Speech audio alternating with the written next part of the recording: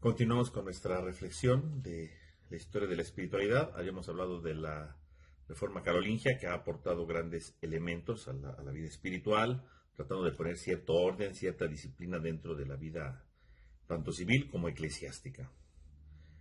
Posteriormente a la Reforma Carolingia, pues esta reforma, decíamos, no llega a cuajar totalmente por las situaciones que se van viviendo, y entraríamos en el siglo X, dentro del medioevo, que se le ha conocido como el siglo de hierro, que es un siglo, como su nombre lo dice, caracterizado por su dureza, por su decadencia generalizada, ¿no?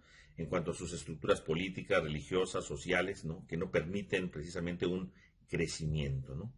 Es un momento oscuro, como se le ha denominado, ¿no? De oscuridad, ¿verdad? De plomo, ¿no? Porque está deformado totalmente en males. Y bueno, entonces es una época muy compleja. Y por esa razón, por esta decadencia que se vive dentro de la iglesia, espiritualmente hablando, van surgiendo elementos que deben de ayudar precisamente al crecimiento de la vida espiritual. Entonces, esta decadencia eclesiástica se puede apreciar sobre todo, ¿verdad?, de manera especial, porque pues se van vinculando mucho con el poder político dentro de la vida de la iglesia, ¿no? Claro que esto pues ya lo había, bases de este tipo de cosas, pues ya los había puesto Carlomagno, ¿verdad? En cuanto a los arreglos que tenían ya ellos. Entonces, obviamente, pues esto va creciendo. En este es un tiempo muy complejo porque, por ejemplo, en las sedes episcopales o incluso en abadías, pues a veces había personas que estaban ocupadas, ¿verdad?, por niños o por adolescentes o por hombres casados, es decir, no se escogían de entre los monjes quién podía ser el abad, sino a veces se ponía de otras personas que se decidía desde afuera, ¿no? Entonces, incluso había un niño que podía dirigir una abadía, pues eso es algo ridículo. Entonces, obviamente, todo se venía para abajo, todo se iba desplomando, ¿no? Y bueno, uno de los vicios que se pueden ver dentro del clero que había en ese momento, pues era el vicio de la ignorancia, por un lado, porque obviamente no había grandes elementos, ¿verdad?, de instrucción. También estaban los vicios del llamado nicolaísmo, es decir, sacerdotes que vivían, ¿verdad?, con su esposa, con su amante, con su prostituta, es decir, unos desvíos terribles. Y por supuesto la simonía, ¿no? El ejercer, ¿verdad?, el oficio sagrado, pero más que otra cosa por tener dinero, ¿no? Por salvaguardar ciertas cosas, ¿no? Entonces podemos apreciar cómo va creciendo estos elementos de destrucción y de corrupción moral al interior de la misma iglesia, entre obispos, entre presbíteros, y obviamente pues esto va obviamente en detrimento de la vida de la iglesia. E incluso es la época en donde, por ejemplo, se da el famoso juicio cadavérico, ¿no? O sea, que es un exceso, ¿no?, desenterrar al Papa para enjuiciarlo, pero bueno, podemos ver entonces cómo va creciendo esta situación dentro de la vida eclesiástica. Por eso, espiritualmente hablando, se necesitaba de una cierta reforma que pudiera ayudar a la vida de la iglesia. Y la reforma que se va a dar, efectivamente, verá, como consecuencia de este siglo de hierro que se está viviendo al interior de la iglesia, y bueno, en general en la sociedad, van a ser dos elementos claves. Por un lado, la reforma que se va a hacer a nivel monástica, con el llamado monasterio de Cluny, y por otro lado, se va a dar la reforma a través del Papa Gregorio VII, ¿no?, la llamada reforma gregoriana. Serían los dos grandes momentos de esta etapa que intentan precisamente salvaguardar la vida espiritual para poder dar bases y frutos auténticos de vida cristiana. Entonces, en primer lugar, hablemos del monasterio de Cluny. El monasterio de Cluny, bueno, pues al ver toda la degeneración que se está viviendo dentro de la vida de la iglesia, pues se trata de dar un primer paso, ¿verdad? Tratando de, primero que nada, quitar, ¿verdad?, desligarse totalmente del poder civil, ¿no? Porque el poder civil, más que ayudar, pues el poder civil lo que estaba haciendo era precisamente destruir, ¿verdad?, las bases de la vida espiritual de la iglesia, ¿no? Y entonces no podía ayudar a esto. Entonces se van formando una especie como de congregaciones, de asociaciones, ¿verdad?, un poco autónomos, que precisamente trataban de restablecer un estilo de vida espiritual que les ayudara, ¿verdad?, a poder seguir adelante, ¿no? Entre los monasterios más importantes que van dando este tipo de reformas, pues podemos ver el monte de Gorze en Lorena, el de Monte Cassino en Italia, y por supuesto el de Cluny en Borgoña, Francia, ¿no? El más importante, por supuesto, y que va a resaltar más, es este de Cluny. Y es aquí donde entonces se va a dar una pequeña, pues un pequeño impulso a la vida espiritual, ¿verdad?, de refrescarlo, para dar precisamente sentido a la vida cristiana, ¿verdad?, y quitar ciertos vicios que no ayudan en nada.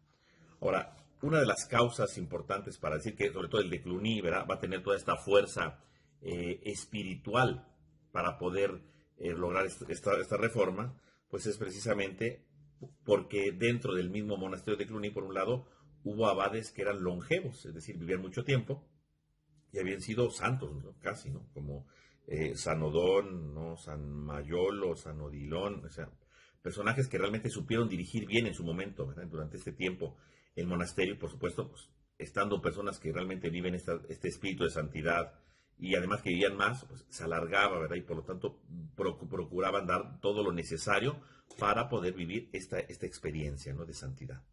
También, pues, el separarse de los poderes civiles, pues les ayudó mucho, porque entonces ya no estaban metidos en cosas de políticas mundanas, sino realmente se dedicaban a lo importante que era de Dios, ¿no? Esto obviamente pues le va dando mucho mayor fuerza. Por otro lado, pues fue un monasterio que no se rebeló contra el sumo pontífice, al contrario, vivían, ¿verdad?, totalmente en obediencia al sumo pontífice, pues eso obviamente ayudó mucho, ¿verdad?, para poder vivir esta experiencia en cuanto a obediencia, ¿no? Porque cuando uno desobedece, cuando uno se pone rebelde, bueno, pues aparentemente uno es como un líder, pero en realidad pues va creando ya él mismo es una división. ¿Cómo podemos buscar unidad? ¿Cómo podemos buscar santidad si yo mismo estoy buscando división, ¿no? Entonces, obviamente, el sometimiento al sumo pontífice, a pesar de la degradación del papado en aquel momento, a pesar de eso, bueno, ahí se logra realmente este sentido. Obviamente, pues esta santidad, este modo de vivir fue creciendo al punto que incluso se constituyeron 2000 abadías, ¿verdad?, con gran cantidad de monjes, ¿no? Eso ayudó mucho, ¿verdad? Y por eso es que se va dando a conocer esto. Obviamente, pues sus tradiciones, sus costumbres que se van transmitiendo en escritos llamados consuetudines, esto va a ayudar todavía mucho más a la expansión de esto y a la fama en cuanto tal, ¿no? Entonces, propiamente el monasterio de Cluny pues va a ser un modo, ¿verdad?, de refrescar y de alentar nuevamente la vida de la iglesia viviendo en santidad. ¿Cuáles serían las características generales de la vida espiritual en este monasterio de Cluny, o bueno, de este movimiento que parte de Cluny? En primer lugar, veríamos nosotros, ¿verdad?, el hondo sentido de la trascendencia divina, que es primordialmente lo importante. Es decir, reconocer la presencia de Dios y por lo tanto de profundizar en ella. En segundo lugar, el benedictismo, es decir, los monasterios de Cluny, ¿verdad?, se esforzaban precisamente por vivir la regla benedictina en general, con pocas modificaciones, pero se esforzaban precisamente por vivir esto. En tercer lugar, tendríamos el esplendor litúrgico, es decir, se puede ver una liturgia esplendorosa, ¿verdad?, oficiada con ricos ornamentos, con vasos sagrados labrados, con materiales preciosos, es decir, le dieron el valor a la liturgia en cuanto tal, ¿no? En cuarto lugar, podemos ver la devoción particular a la Virgen María, a nuestro Señor Jesucristo, ¿verdad? Sobre todo se puede ver la devoción especial a la Santísima Virgen manifestada en forma de esclavitud feudal, ¿no? Entonces, en este tiempo, ¿no?, como habíamos visto cuando hablamos de la religiosidad popular en la Edad Media, ¿no? También se habla del oficio divino, ¿no?, la vida en oración continua e ininterrumpida. Se da el gran valor del sacerdocio ministerial, ¿no?, la práctica de la lección divina, ¿no?, el predominio de la oración sobre el trabajo, ¿no? Esto es muy importante, ¿no? O sea, no descuidar nunca la oración. De hecho, tenían que tener por lo menos 3 horas de oración al día los monjes, ¿no? Otro elemento importante pues fue el de la preocupación por los difuntos, ¿no? Pues, celebraban diariamente el sufragio por los difuntos en las misas y por supuesto, ¿verdad?, el cuidado de huéspedes y peregrinos, ¿no? Claramente, ¿no? Entonces, estos serían como los elementos primordiales, ¿no?, que podemos ver, ¿no?, junto con lo que hemos dicho, ¿no?, de la adherencia siempre al papado, ¿no? Entonces serían como los criterios centrales para hablar de la espiritualidad dentro de Cluny. En segundo lugar, decíamos que aparte de los elementos de la reforma a nivel monacal con Cluny, pues está la reforma gregoriana con el Papa Gregorio VII, ¿no?, que de 1073 al 1085 reinaría en este tiempo. Y entonces, obviamente, en medio de toda esta decadencia que se está viviendo dentro de la iglesia y de la sociedad, bueno, a él le toca en un pontificado difícil, ¿no? Sobre todo 4 grandes problemas que él tiene que enfrentar. Por un lado, la denominada lucha por las investiduras, la ruptura entre Oriente y Occidente, ¿no?, que sucede en el 1054 de manera ya inicial, ¿verdad?, de modo político, y que luego se va a hacer mucho más férrea, ¿verdad?, cuando vengan las cruzadas. la escasa calidad de obispos de Occidente, ¿no? Y la negligencia, por supuesto, de los príncipes católicos que pues no defienden la fe como debería, ¿no? Entonces, estos son los grandes momentos que le toca al Papa Gregorio. Obviamente, pues su reforma es muy importante, ¿verdad? Que si bien su reforma tiene fuerza, bueno, pues él, por un lado, ya había ciertas bases de la reforma, desde la reforma carolingia, como con el apoyo de lo que ya se estaba realizando en Cluny, bueno, ya había como algunas herencias que ya venían detrás, por un lado, ya estaba el movimiento de Cluny que ayudaba obviamente, y por otro lado, pues cuando él muere, el Papa Gregorio VII, pues los papas que son sus sucesores, se les haya llamado papas gregorianos, porque siguen poniendo en práctica y tratan de seguirse esforzando por poner precisamente todo lo necesario para que se lleve a cabo la reforma gregoriana, ¿verdad? Porque obviamente el tiempo que vivió el Papa, ¿no? O que gobernó el Papa, ¿no? En este momento, bueno, no fue muy amplio, pero todos sus sucesores se van a seguir esforzando por seguir poniendo en marcha esta reforma, y esto pues va a ayudar mucho a la vida espiritual de la Iglesia, ¿no? Para ir corrigiendo algunos de los elementos.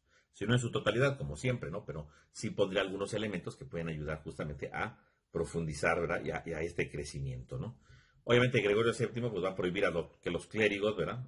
Sean promovidos a órdenes sagrados si viven en concubinato, ¿no? De entrada corta de tajo esto, o sea, no puede haber sacerdotes con concubinas, entonces obviamente les quita el ministerio, ¿no? O que son simoniacos, que solamente hacen todo por sacar intereses, entonces no sirve, ¿no? Entonces él mismo va declarando nulos estos cargos eclesiales, incluso a nivel episcopal y a nivel de las abadías lo hace también, ¿no? Entonces él trata de ir corrigiendo, ¿verdad? Quitando, ¿verdad? Aquellas situaciones que van destruyendo y que van en detrimento precisamente de la vida de la iglesia.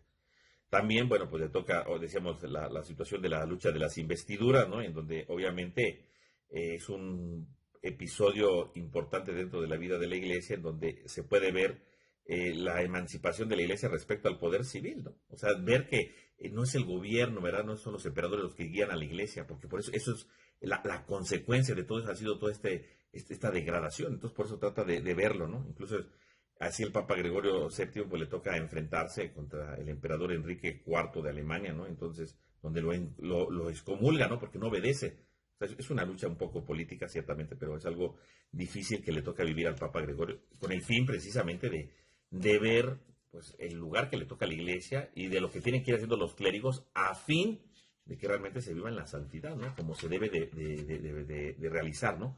Como se debe de llevar a cabo. Entonces así va llevando entonces a cabo reformas que le ayuden precisamente a vivir de manera más adecuada, en primer lugar, decíamos, al clero, ¿no? Que obviamente, pues ya había habido intentos, ¿no? Con la reforma carolingia, ¿verdad? O la importancia de vivir la regla pastoral de Gregorio, ¿no? Magno. Digo, había sus elementos espirituales básicos, pero bueno, eso no ayudaba en nada para el crecimiento de la vida espiritual. Entonces, obviamente, vamos a ver cómo va a ser estas reformas el Papa Gregorio VII, ¿no? Quitando a los que, decíamos, por un lado viven de manera inmoral o simoníaca, ¿no? Quitándolos. Y entonces va a recomendarles, por ejemplo, vivir en una vida en comunión, ¿no? En común con los demás. Que ya la reforma carolingia había puesto algunas bases, bueno, él vuelve a insistir, es importante que vivan una vida en común. Los clérigos tienen que tener una vida en común. Esto es algo importante para ellos, ¿no?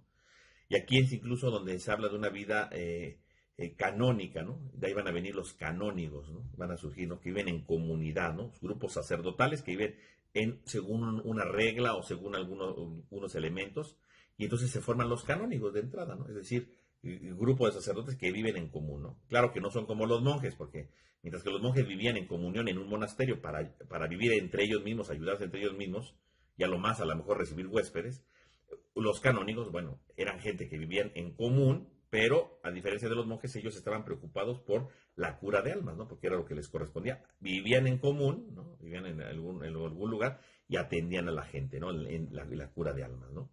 Y esta vida en común, pues la idea era pues, evitar el pecado, evitar, ¿verdad?, ciertas degradaciones que se pudieran dar al interior de la vida de la iglesia a nivel del clero, ¿no?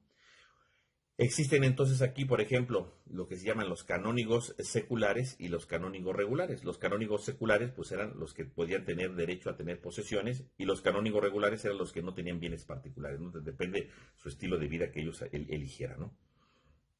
Y obviamente incluso de estos canónigos, de este grupo de sacerdotes que se van reuniendo, llegan a surgir incluso congregaciones canonicales, ¿verdad? Una especie de congregación, ¿no? Como la congregación de San Víctor, que justamente pues, se va a distinguir por su lucha por vivir auténticamente una vida espiritual. De hecho, de aquí viene, por ejemplo, Hugo y Ricardo de San Víctor, ¿no? O sea, de su ejemplo, ¿no? De vida y de profundización en la fe, ¿no? Y por supuesto, el Papa Gregorio VII le importa también los laicos, ¿no? No creo que nada más fue una reforma a nivel del clero, sino también los laicos. Los laicos también es importante. Y entonces vamos a ver cómo el Papa Gregorio VII pues, se va a esforzar sobre todo por tratar de darle un lugar a los laicos. Y es aquí donde va a surgir, por ejemplo, el grado de la caballería, ¿no? Un laico caballero, ¿no? Que era sobre todo el que se comprometía de manera activa en la vida de la iglesia. Entonces, el caballero, ¿verdad? Meterse en la caballería no nada más era para presumir, era para demostrar que él estaba comprometido con la vida de la iglesia, a luchar a favor de la iglesia, ¿no? Entonces aquí se puede apreciar justamente pues, el deseo de comprometerse más, no nada más de decir creo, tengo fe, sino es sobre todo comprometerse, ¿no? Entonces surgen aquí, por ejemplo, la caballería, ¿no? Obviamente también el Papa va a insistir en la importancia de una vida moral religiosa auténtica, que viva en fidelidad, ¿verdad? Con el Señor, que vivan en fidelidad con el Rey, que vivan en fidelidad con todo, ¿no? O sea, el tema de la fidelidad, ¿no? Propio de la época, obviamente, ¿no? Y por supuesto, ¿verdad? Aunque hay pocos textos, ¿verdad? De una espiritualidad laical, bueno, pues insisten, ¿verdad? En algunos textos que ayudan a que el laico sea una persona que viva moralmente bien y que se practique sobre todo en ellos la honestidad, ¿no? A fin de que con esta honestidad, ¿no? Sean justos y combatan todo tipo de herejías y apoyen a los débiles, apoyen a las viudas, apoyen a los huérfanos, a los sacerdotes, ¿no? Para poder construir realmente una iglesia mejor y más sana y más solidaria. Por lo tanto, podemos ver que entonces, si bien el siglo de hierro, ¿verdad? Es un momento muy difícil dentro de la vida de la iglesia, las consecuencias de esto es que pues hay algunos intentos de reformas, como la reforma gregoriana con Gregorio VII y sus sucesores, y a nivel monacal, por lo pronto en este momento, pues el monasterio de Cluny es un gran parteaguas que ayudan y dan luz, ¿verdad? De santidad en medio de este tiempo. Que después vendrá una degradación, como lo veremos, ¿verdad? Y entonces habrá nuevas posibilidades para vivir la santidad. Pues con estas ideas terminaríamos este video, ¿verdad? De nuestra sesión de hoy, para seguir adelante, ¿verdad? Con las consecuencias de todo esto en reformas más profundas en el ámbito monacal con el cister, como lo veremos en la próxima sesión.